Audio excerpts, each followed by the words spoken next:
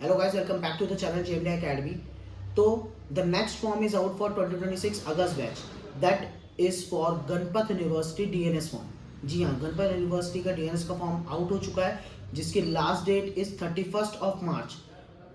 ये एक ऐसी यूनिवर्सिटी है जिसने अभी रिसेंटली 2 साल पहले से ही बच्चों के एडमिशन लेना चालू किए थे फॉर मर्चेंट नेवी.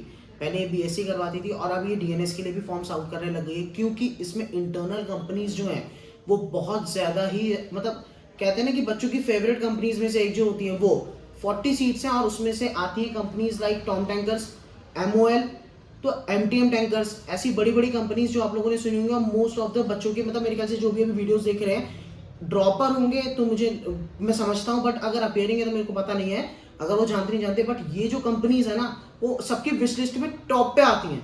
तो ये गणपत यूनिवर्सिटी तभी मतलब थोड़ा डिमांड में रहती है अगर मैं आपको सच बताऊँ तो now let's start the process of form filling. तो इसके लिए आप लोग के पास डिस्क्रिप्शन में आपको यहाँ पे लिंक मिल रहा होगा, आप सीधा डायरेक्टली उस पर जाके क्लिक कर सकते हैं. अदरवाइज आप लोग मर्चेंट नेवी स्टार्ट ऐप को डाउनलोड कीजिए, आपको वहां पे जाके सीधे आप लेटेस्ट फॉर्म में जाके डायरेक्ट सिंगल क्लिक पे फॉर्म फिलिंग स्टार्ट कर सकते हैं, सीधा डायरेक्टली उसकी वेबसाइट पे पहुंच जाएंगे.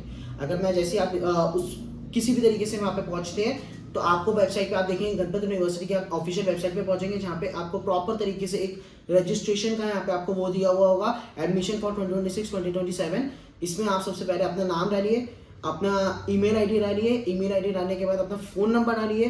फ़ोन नंबर जैसे ही आप डालते हैं फिर उसके बाद आपको ओटीपी को एक जनरेट करना होगा. आपका ओटीपी आता है आपके फ़ोन नंबर पर. जैसे ही आप ओटीपी जनरेट करते हैं तो फिर उसके बाद ओटीपी एंटर कीजिए. ओटीपी के बाद अपने स्टेट डालिए, अपनी डिस्ट्रिक्ट डालिए, मैरिटाइम स्टडीज सेलेक्ट कीजिए. अदर इसके बाद आपके पास डीएनएस का फॉर्म है तो डेफिनेटली आपके ऑप्शन से डीएनएस का ही रहता है. इसके बाद कैप्चा एंटर कीजिए, बिल्कुल करेक्टली एंटर कीजिएगा. इसके बाद एग्री कीजिए सारे टर्म्स एंड कंडीशंस को और रजिस्ट्रेशन कर लीजिए. रजिस्टर आप जैसे ही करते हैं तो आपका गणपत यूनिवर्सिटी पे वहाँ पे रजिस्ट्रेशन हो जाता है. तो जैसे ही मैंने रजिस्ट्रेशन किया तो माइट भी शायद गणपत यूनिवर्सिटी को ये फॉर्म फिलिंग मतलब वहाँ पे उनके पास रजिस्ट्रेशन हो जाती है, तो मेरा रजिस्ट्रेशन वहाँ पे प्रॉपर हो जाती है. तो वाइल रजिस्टरिंग मैं जो फॉर्म था वो मैं रात के टाइम पे भरा, नहीं शाम के टाइम पे अप्रॉक्सीमेटली 7 o'clock के करीब. तो मेरे पास वहाँ से कॉल आता है 5 से 10 मिनट के बाद. तो वो जो मैंने नंबर जिस नंबर से यहाँ पे रजिस्ट्रेशन किया है, जिससे मैंने ओटीपी जनरेट किया, तो वहाँ से एक बॉट कॉल करता है मुझे, राइट. तो वो प्रॉपर तरीके से आपसे बात करके आपसे सब कुछ सारी डिटेल्स लेकर, कोई भी अगर आपको इशू रहता है कुछ भी तो आपको वो डायरेक्टली कॉन्टैक्ट मीन्स कनेक्ट भी करता है किससे, गणपत यूनिवर्सिटी के हेल्पलाइन नंबर से भी. तो वहाँ पे जितने भी सर्विस सेंटर हैं वो प्रॉपर तरीके से काम कर रहे हैं. तो प्लीज़ जब भी आप ये फॉर्म भर रहे होंगे तो आप अपने पास वो फ़ोन ज़रूर रखेंगे जिसमें आप का वो सिम मीन्स वो जो नंबर होगा जो आपने यहाँ पे एंटर किया है, that will be very crucial, क्योंकि वहाँ पे वो आपको कंफर्मेशन के लिए आपको कॉल करता है और वो अपने पास फ़ोन ज़रूर रखेगा. मैंने भी रखा था तो वो आया था, that was a very surprise thing for me also. तो इस चीज़ का आप बिल्कुल ध्यान रखिएगा. नाउ मूविंग फॉरवर्ड, जैसे ही आप लोग यहाँ पे देखेंगे स्टार्ट योर एप्लीकेशन पे, जैसे ही आप यहाँ पे आएंगे तो डैशबोर्ड पे आप पहुँच गए. स्टार्ट योर एप्लीकेशन पे आप क्लिक करते हैं तो उसके बाद आपके पास कुछ इंस्ट्रक्शन आएंगे. जैसे आपका पेज खुलता है, दैट इज आपके पास एलिजिबिलिटी आती है जो आपकी रहेगी 10+2 में आपके पास 60% आपके होने चाहिए. अदरवाइज अपियरिंग होने चाहिए विद पीसीएम.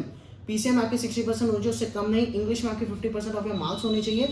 10th 12th में डजेंट मैटर किस में, लेकिन सिर्फ इंग्लिश में आपके 50% होना जरूरी है 10th 12th में किसी भी, right. Open board not allowed, बाकी सारे boards are allowed.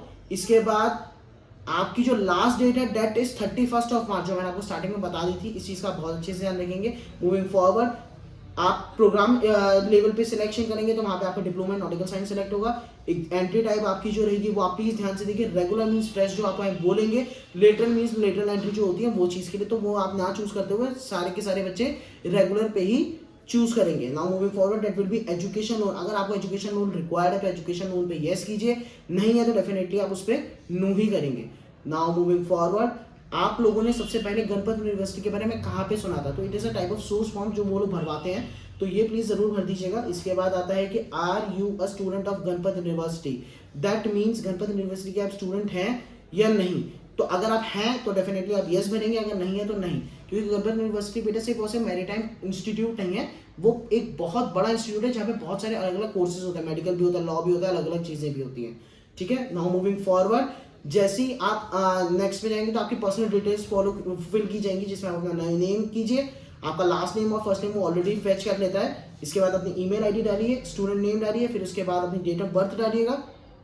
Moving forward, अपना जेंडर सेलेक्ट कीजिए, रिलीजन सेलेक्ट कीजिए, नेशनैलिटी डालिए, कास्ट सिलेक्ट कीजिए, डोमिसाइल मींस डोमिसाइल स्टेट आपका, अगर डोमिसाइल सर्टिफिकेट आपके पास है तो आपको डेफिनेटली आपको वहाँ पे वो डालना पड़ेगा, राइट। नहीं है तब भी आपके पास बेसिकली होता है डोमिसाइल कि आप कहाँ से बिलोंग करते हैं, वो स्टेट डालिए।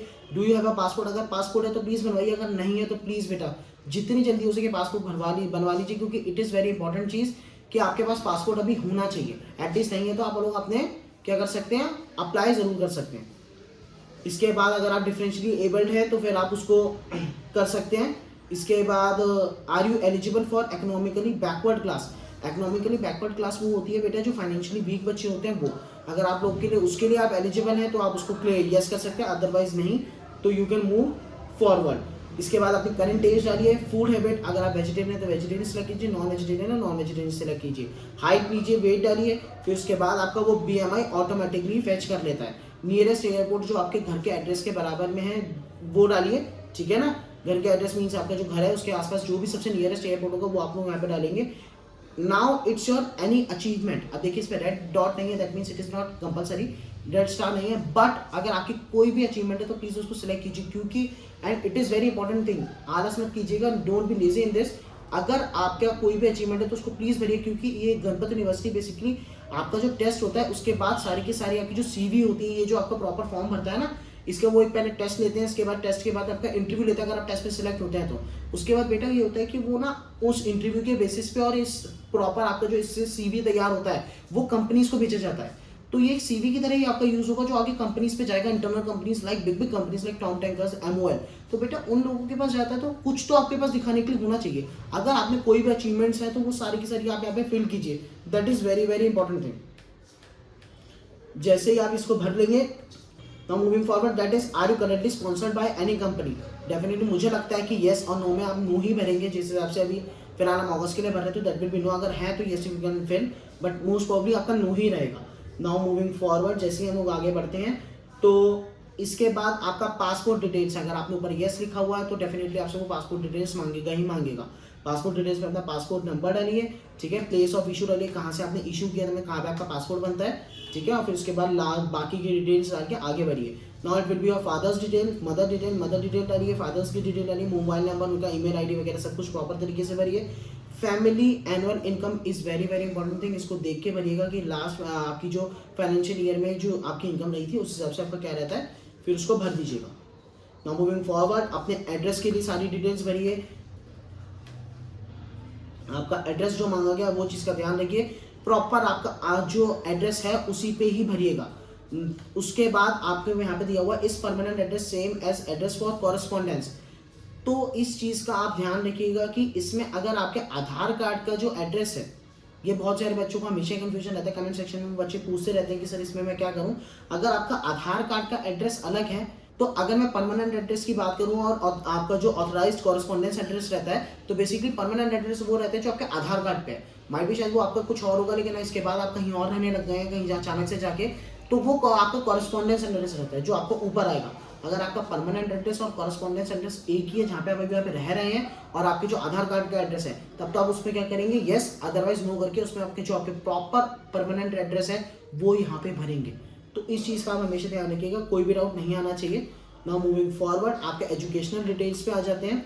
तो आपने अपना 12th पास आउट कंट्री आपकी जो भी रहेगी means that will be obviously India, तो इंडिया को भरिए। इसके बाद अपने 12th pass out state means आपने किस स्टेट से अपने 12th पास आउट किया वो लिखिए। आपने पास आउट बोर्ड किस बोर्ड के थ्रू आपने वो किया है, स्कूल नेम लिखिए। इसके बाद अपने 12th रिजल्ट स्टेटस, अगर आप अपीयरिंग है तो डेफिनेटली आप इसमें क्या लिखेंगे, अपने 12th रिजल्ट की बात करें, अगर आप अपीयरिंग है तो रिजल्ट अवेटेड में जाएगा, अगर आप ऑलरेडी ड्रॉपर है पास आउट है तो उसमें पास आउट लिखेंगे। इसके बाद दैट इज आप ध्यान से लिखेंगे एकेडमिक डिटेल्स में स्टार नहीं है, that means it is not compulsory 12th की। तो अगर आप 12th के अपीयरिंग स्टूडेंट है तो डेफिनेटली आप वो सब चीज़ें नहीं भरेंगे। अगर आप अपीयरिंग स्टूडेंट नहीं है, ड्रॉपर हैं, तो आप सारी की सारी डिटेल्स को कंपल्शन में भरेंगे।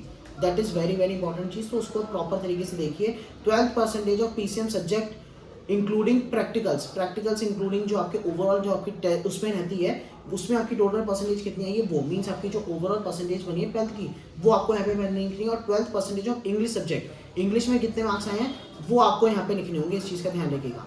नाउ मूविंग, और इसके अलावा आपके यहाँ पे एक और चीज़ है that is have you appeared in any exam entrance examination, अगर आप लोगों ने कोई और एंट्रेंस एग्जाम दिया हुआ है, माइट भी शायद JEE NDA या कुछ भी, तो आप वो यहाँ पे डेफिनेटली भर सकते हैं, वो भी आपके CV में ही काउंट होता है।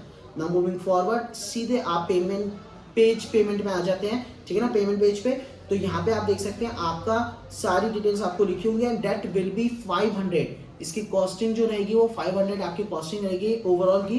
तो आपको वो 500 की पेमेंट करनी होगी। आप UPI के थ्रू किसी भी पेमेंट मोड ऑफ पेमेंट के थ्रू आप इसको पे कर सकते हैं। आफ्टर डूइंग योर पेमेंट, जैसे ही आप इस सबमिट एप्लीकेशन को कंप्लीटली सबमिट करते हैं, तो इसके बाद क्या आता है, आपका लास्ट पेज आता है, that will be your uploading of your documents. जो डॉक्यूमेंट्स यहाँ पे कंपलसरी वो तो आपको भरने हैं, जैसे आपकी रिसेंट फोटोग्राफ हो गई, इसके बाद अगर आपने 10th की मार्कशीट वगैरह होगी तो वो आपके पास होगी। अदरवाइज आपके पास लास्ट में आपका पासपोर्ट इज कंपलसरी, तो वो जरूर भरिएगा।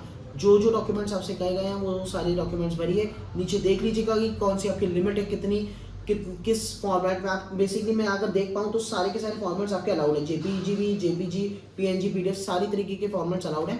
तो आपको जो भी होगा वो भर दीजिएगा। उसके बाद डिक्लेरेशन पे जाके एक बार ध्यान से पढ़ लीजिएगा। जैसे ही आप वो करेंगे, नाउ मूविंग फॉरवर्ड, जैसे ही आप अपने उसको प्रॉपर तरीके से भर लेते हैं, तो आपका यहाँ पे एक सबमिट जैसे ही आप करेंगे तो आपको प्रॉपर तरीके से यहाँ पे दिख जाता है। अदरवाइज आप इसको प्रीव्यू भी कर सकते हैं। अगर आपको प्रॉपर कुछ भी डाउट रहता है, एक बार रीचेक कर लीजिएगा। जैसे ही सबमिट एप्लीकेशन पे करते हैं तो आपका फॉर्म भर जाता है।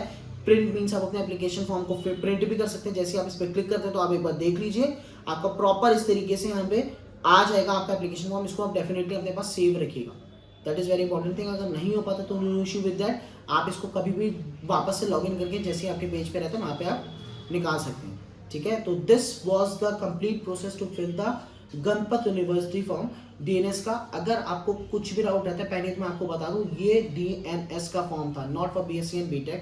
अगर आपको कोई भी डाउट फिर भी रहता है, मैंने कोई चीज़ सही से नहीं एक्सप्लेन किया, फिर आपको कोई चीज़ समझ नहीं आती है, तो डेफिनेटली आप कमेंट सेक्शन में कमेंट कर सकते हैं, आपको हर चीज़ मिल जाएगी। और अगर आपको पासपोर्ट की फॉर्म फिलिंग वीडियो चाहिए तो प्लीज़ कमेंट कीजिए पासपोर्ट, आपके पास वो जो वीडियो भी हम जल्दी ही लेकर आएंगे।